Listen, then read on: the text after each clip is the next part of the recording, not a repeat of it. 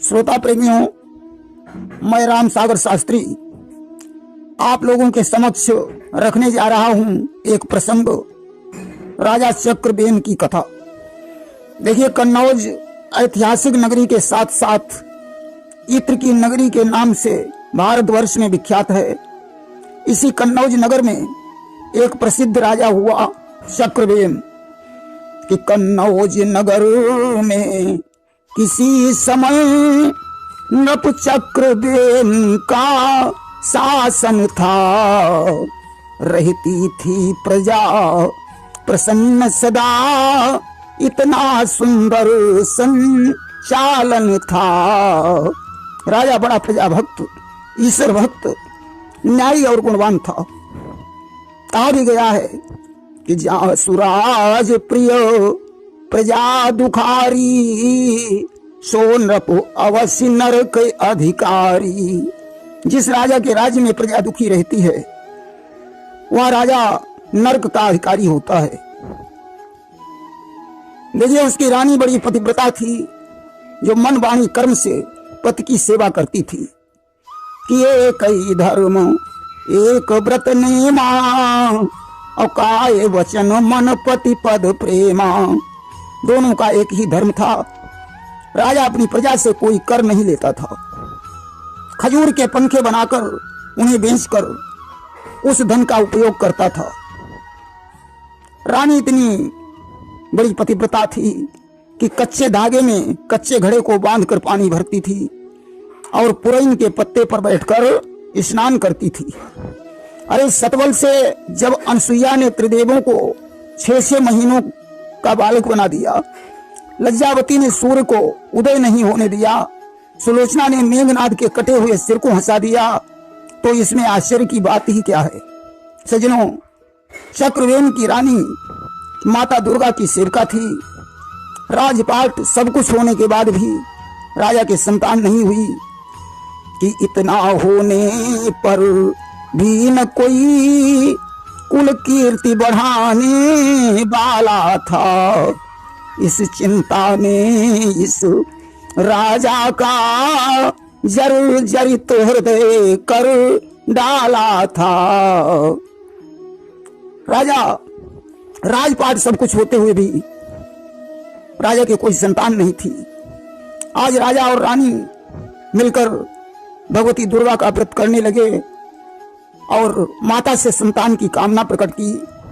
कि देवी पूज पद कमल तुम्हारे, असुर नर मुनि सब हों सुखारे। मोर मनोरथ जानहुनी के, बसहु देवी उरपुर सब ही के। आज जगत जननी जगदम्बा माता दुर्गा प्रसन्न हो गई और उन्होंने स्वयं राजा के घर में 7 कन्याओं के रूप में अवतार ले लिया। उन कन्याओं के मुखमंडल पर तेज है कि कन्याओं का विधु बदन देख, चंद्र की प्रभा शर्माती थी। उनके उजले मुख की आभा बिजली का मान घटाती थी। राजा और रानी अपनी पुत्रियों को देखकर बड़े प्रसन्न हैं। वे तो स्वयं साक्षात देवियां थी, फिर उनके विवाह का प्रश्न ही कहां उठता। कि वैराग्य सताया बचपन में, घरवार छोड़ प्रस्थान किया। सब छोड़ छाड़ जग की ममता, सातों ने ले संन्यास लिया। आज 7 पुत्रियों ने वैराग्य ले लिया और इस प्रकार कन्नौज में 7 देवियों की उत्पत्ति हो गई। फूलमती, गोवर्धनी, क्षेमकली, अन्नपूर्णा, मौरारी, संदोहनी और शीतला देवी। ये 7 देवियां कन्नौज क्षेत्र में विराजमान हैं, जिनका दर्शन करने के लिए बड़ी दूर दूर से भक्तजन आते हैं और जो कामनाएं लाते हैं वे उनकी पूरी होती हैं। कि विश्वास हृदय में होता है वह निश्चय ही फल पाता है। बिन प्रेम और विश्वास बिना सब कुछ निष्फल हो जाता है। देखिए, फल विश्वास के ऊपर टिका होता है। बिना प्रेम और विश्वास के कोई फल नहीं मिल सकता। सज्जनों, एक बार की बात है, राजा ने एक उत्सव किया कि एक बार नपुर राज्य में उत्सव हुआ महान, जमा हुई सारी प्रजा रखने को सम्मान। उत्सव में सारी प्रजा एकत्रित हुई, नर और नारियां, बाल वृंद आदि उस उत्सव में एकत्रित हुए। रानी को मामूली वस्त्रों में देखकर नगर की नारियां हंसी करने लगी कि देखिए, रानी होकर या नौकरानी की तरह वस्त्र हैं और सोने चांदी के आभूषण भी नहीं हैं। यह सब बातें जिस समय रानी ने सुनी, आज उसने उत्सव छोड़ दिया कि रानी ने पूरी तरह भड़की जब ये आग, अनशन पार्टी ले पड़ी, दिया अन्न जल त्याग। अनशन पार्टी लेकर लेट गई। राजा ने जब उत्सव में रानी को नहीं देखा तो बड़ी चिंता हुई।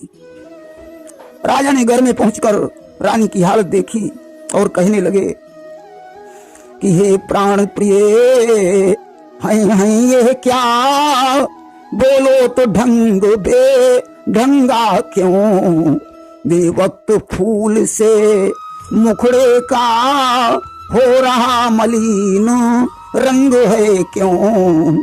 रानी ने कहा, नगर की नारियां मेरी हंसी कर रही हैं, मुझे वस्त्र और गहने चाहिए, कुछ भी करो, परंतु मैं ऐसे नहीं मानूंगी। आज राजा चक्रवेन ने एक नौकर से कहा, जाओ तुम लंकापुरी को चले जाओ और रावण से कर मांग लाओ कि कहे दूत से नृप समझाई, लाभहु रावण ते कर जाई।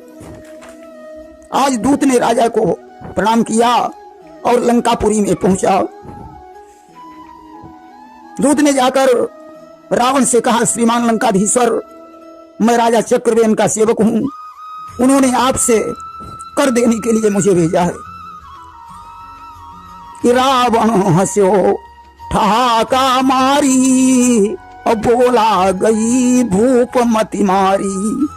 रावण ठहाका मारकर हंसा और उसने कहा, तुम्हारे राजा की बुद्धि खराब हो गई है। अरे मैं लंकेश हूं कि मैं लंकेश सकल जग स्वामी, मैं लंकेश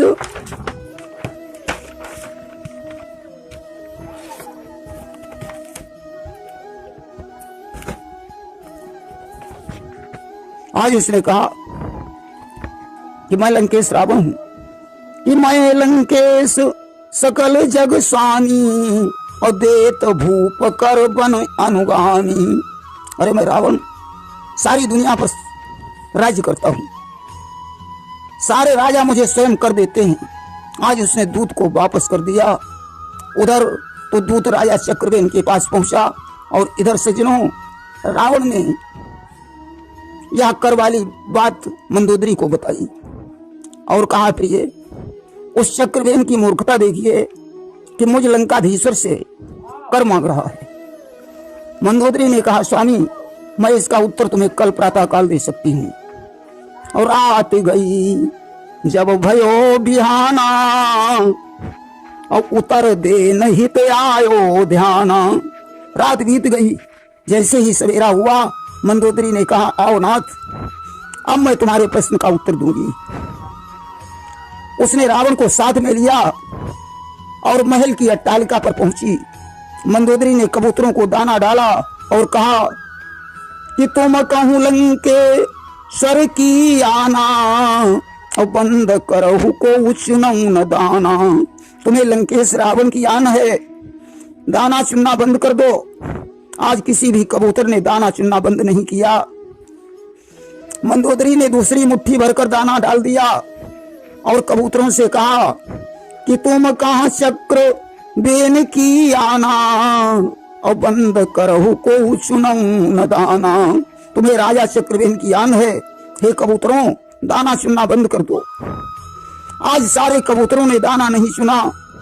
एक बहरी कबूतरी ने मंदोदरी के शब्दों पर ध्यान नहीं दिया कि बधिक कपोती,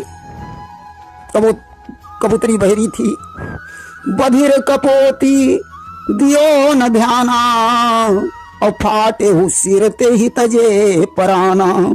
आज उसका मस्तक फाट गया और कबूतरी का प्राणांत हो गया। अब तो यह चमत्कार देखकर रावण सन्न रह गया।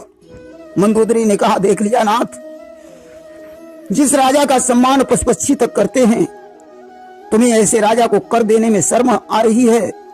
रावण ने कहा, हो सकता है ये तुम्हारी माया हो, मैं इन सब बातों को नहीं मानता हूं। रावण तो अहंकारी था ही। उसने कहा, कदापि नहीं, उस राजा को मैं कर दे सकता हूं। मैं आज ही दूत भेजकर चक्रवेन से कर मंगवाऊंगा। और तत्क्षण दीन दूत पठाई, और लाभहु राजा ते कर जाई। उसने तुरंत दूत को बुलाकर भेज दिया कि जाओ राजा चक्रवेन से कर ले आओ। और जाई दूत नायो पद माथा, लागो कहे न जोरी के हाथ। दूत ने राजा चक्रवेन के चरणों में अपना सिर झुकाया, हाथ जोड़कर बोला, महाराज लंकाधीश्वर ने कर मंगाया है। राजा चक्रवेन ने कहा, ठीक है कि हे दूत, तुम्हारे राजा की मैं सारी शर्त निभा दूंगा। महलों में बैठे बैठे ही कर लंका में पहुंचा दूंगा। चक्रवेन ने कहा, हे सेवक, मैं तुम्हारे राजा की आज्ञा को स्वीकार करता हूं। तुम्हें ले जाना भी नहीं पड़ेगा और कर लंका में पहुंच जाएगा। दूत ने कहा, वो कैसे? ऐसा कौन सा जादू मंत्र है जो कर बिना ले जाए ही लंका में पहुंच जाएगा? आज राजा भेल ने रजिस्टर उठाया और कागज पर लंका का एक चित्र बनाया। दूत से कहा, गौर से देखो, क्या यही लंका है? दूत ने कहा, हाँ महाराज, यही लंका है। बोले, अब मैं इस लंका की एक गुम्मद गिराए देता हूं। राजा ने चित्र में एक गुम्मद को काट दिया। जैसे ही गुम्मद काटी, आज सचमुच लंकापुरी की एक गुम्मद गिर गई। चक्रवेन ने कहा, अपने महाराज लंकेश से कह देना इतना ही कर काफी है या और चाहिए। आज दूत ने पहुंचकर लंका का वही दृश्य देखा। रावण को सारी बातें बताई। अब तो रावण भयभीत हो गया। सोचने लगा, जिस राजा ने वहां बैठे बैठे चित्र बनाकर मेरी लंकापुरी का एक गुम्मद गिरा दिया, वह तो क्षण में लंका का विनाश कर सकता है। ऐसे राजा से यदि मैं कर की आशा करूंगा तो ठीक नहीं होगा। जो मैं करी हूं कर की आशा, और क्षण मां हुई है लंका विनाशा। अगर मैं कर की आशा करूंगा तो क्षण में सारी लंका का विनाश हो जाएगा। इस घटना के साथ ही रावण हुआ सचेत, स्वयं चला उस भूप को कर देने के हेतु।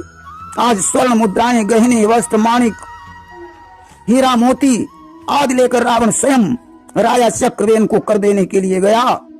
वही आभूषण वस्त्र पहनकर रानी ने जब उत्सव में भाग लिया तो उनका सतीत्व नष्ट हो गया। जिस समय कच्चे धागे में बांधकर उन्होंने कच्चे घड़े में पानी भरना चाहा, धागा टूट गया, घड़ा फूट गया। पुरैन के पत्ते पर बैठकर जैसे ही स्नान करना चाहा, पत्ता डूब गया। अब तो रानी को ज्ञान हो गया, त्याग ही सबसे बड़ी तपस्या है। उसने राजा से कहा, महाराज, मुझे ये आभूषण वस्त्र नहीं चाहिए, मेरे सतीत्व पर आंच आ रही है। राजा ने वो सारा धन माल दूत के द्वारा लंकापुरी को वापस करवा दिया। रानी उन्हीं साधारण वस्त्रों में रहने लगी। उसका सतीत्व वापस आ गया। सजनों, अधिकांश लोग चक्रवेन को मिथिला का राजा बताते हैं। राजा की 7 पुत्रियों को लेकर भी मतांतर है। उनके नामों में भिन्नता हो सकती है। यह प्रसंग आप लोगों को कैसा लगा, हमें कमेंट बॉक्स में लिखकर जरूर बताएं। प्रेम से बोलिए दुर्गा मैया की जय।